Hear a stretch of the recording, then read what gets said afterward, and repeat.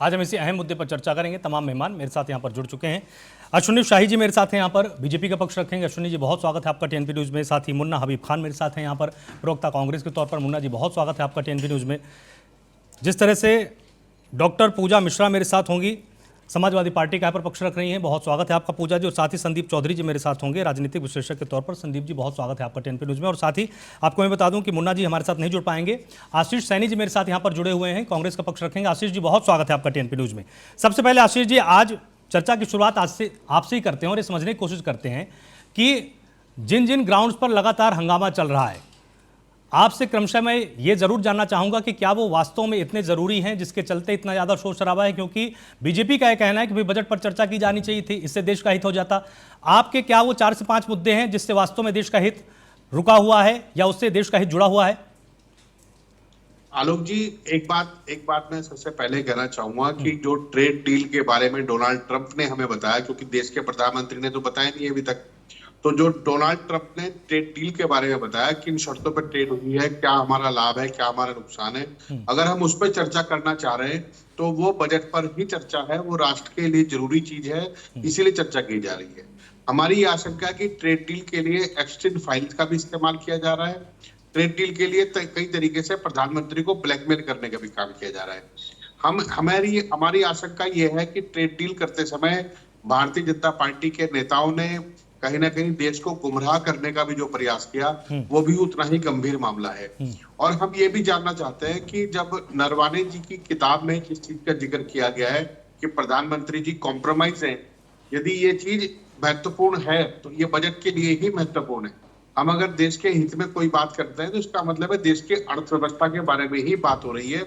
ये बात भारतीय जनता पार्टी के नेताओं को, और अभी आपने जब अपने प्रोमो में दिखाया तो मनोज तिवारी जी कह रहे थे किताब है ही नहीं। जब इस तरह की बातें होंगी, यानी वो किताब उनके हाथ में दिखाई दे रही है, राहुल गांधी ने उस किताब को हर जगह दिखाने का काम किया और उनको वो किताब समझ में नहीं आ रही कि किताब है भी या नहीं। आप ऑनलाइन खरीद लीजिए, ऑनलाइन प्लेटफॉर्म पे उपलब्ध है, जाकर मंगा लीजिए, आराम से ऑनलाइन किताब उपलब्ध है, मिल जाएगी। तो भारतीय जनता पार्टी के जो मनोज तिवारी जी ने जिस तरह से कहा, यही वो सवाल है कि आप गुमराह करने का प्रयास क्यों कर रहे हैं? आप सीधी बात कर ले। दूसरे, पहली बार हिंदुस्तान के इतिहास में ऐसा हुआ है कि नेता विपक्ष अपनी बात कहना चाह रहे हैं, हो सकता है वो बात आपको पसंद ना हो सकता है कि वो बात बजट से जुड़ी हुई ना हो सकता है कि वो बात किसी उपयोग की ना हो, लेकिन आप हमें अपनी बात कहने तो दीजिए।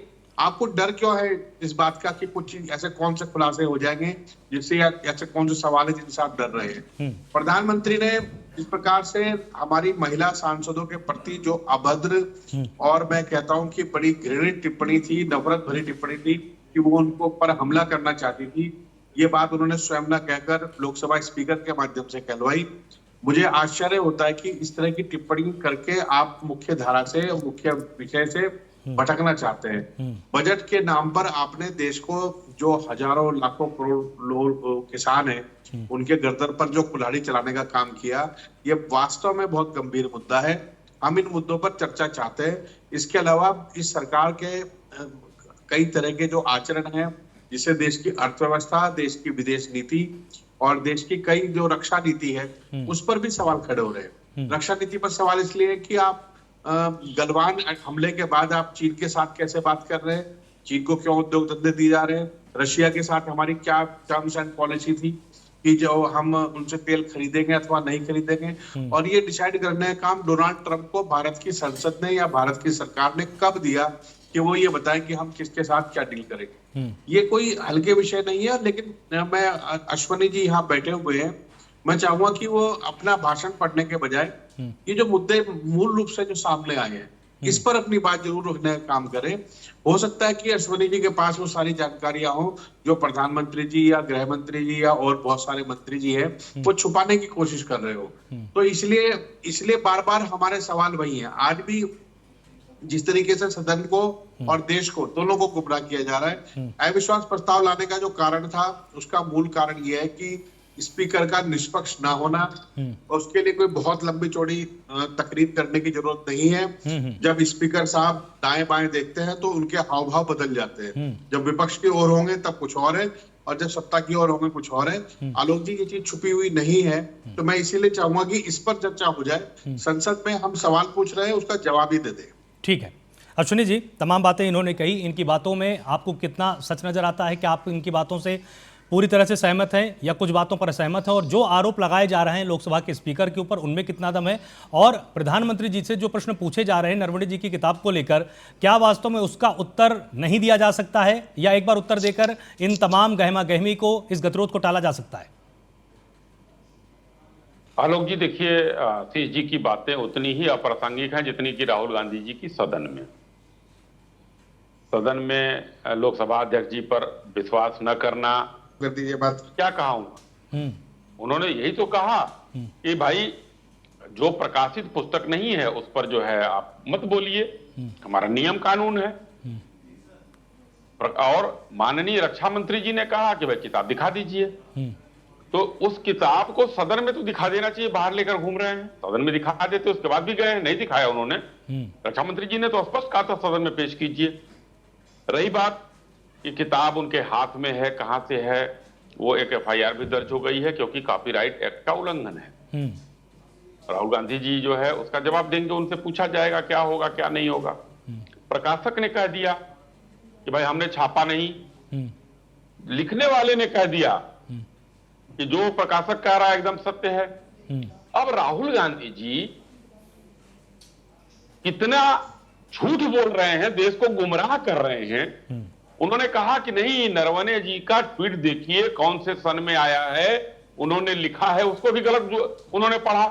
उसमें लिखा था कि आप लोग प्री बुक में हमारी बुक खरीदिए, स्पष्ट रूप से कहा प्री बुक में। यहां तो उनको भरोसा हो गया कि भाई नरवणे जी ने कहा है कि हमारी किताब खरीदिए, झूठ बोल दिए, प्री बुक उन्होंने दबा दिया। लेकिन उनके पास कोई तथ्य नहीं है कि किताब छपी है या नहीं छपी है। नरवणे जी की बात पर वहां भरोसा नहीं हो रहा है कि उन्होंने एक पॉडकास्ट में कहा कि भाई चीन की सेनाएं हमारे यहां कहीं नहीं घुसी थी, 1 इंच भी नहीं हुआ। ये जमीन दान करने वाले चाइना को 38,000 वर्ग किलोमीटर आज बात कर रहे हैं, सदन नहीं चलने दे रहे हैं। तो ये इनका, और जानते हुए भी कि हम हार जाएंगे और बुरी तरीके से सदन में हमको पटकनी मिलेगी, अविश्वास प्रस्ताव ले आए हैं। तो अच्छी बात है, जरा जीत के दिखा दें अविश्वास प्रस्ताव, गिरा दें उनको। इतनी ताकत नहीं है अभी सदन में इन लोगों की। सदन में आज जो स्थिति है, 2 मिनट में अविश्वास प्रस्ताव इनका खत्म हो जाएगा, लेकिन उसके बाद भी ले आए हैं। ये बेशर्मी की पराकाष्ठा है। हमारे भाई आशीष जी कह रहे थे ट्रेड डील में जो है बहुत कुछ हुआ है। एप्स्टीन फाइल का नाम लिया इन्होंने। भाई वो सोनिया जी, राहुल जी और मनमोहन सिंह जी का भी तो नाम एप्स्टीन फाइल में है, उसका जवाब दे दीजिए ना। शायद आपको पता होगा क्यों आया है, आप बता दीजिएगा। हमारे तो नेताओं के पास जो है वो सदन में आपको बताएंगे, या वो अगर देश के नाम कोई संबोधन करेंगे तो माननीय प्रधानमंत्री जी बता देंगे, या फिर जो है सदन में संसदीय कार्य मंत्री, रक्षा मंत्री जी, चाहे जो भी होगा बताएंगे। लेकिन एक्सट्रीम फाइल में इन लोगों का नाम क्यों घूम रहा है, जरा सा इसको भी खुलासा करके जाइएगा। गलवान की चर्चा करके इन लोगों ने क्या किया? अभी गलवान की बात कर रहे थे, गलवान में यही तो कहा था उन्होंने कि हमारे देश की सेनाएं पिट गई थी, वहां की शहादत का मजाक उड़ा रहे हैं ये लोग। ये हमारे वीर सैनिकों ने कितनी बढ़िया, संतोष बाबू के उसमें जो है लड़ाई हुई। क्या कहते हैं ये लोग? ये लोग करना क्या चाह रहे हैं?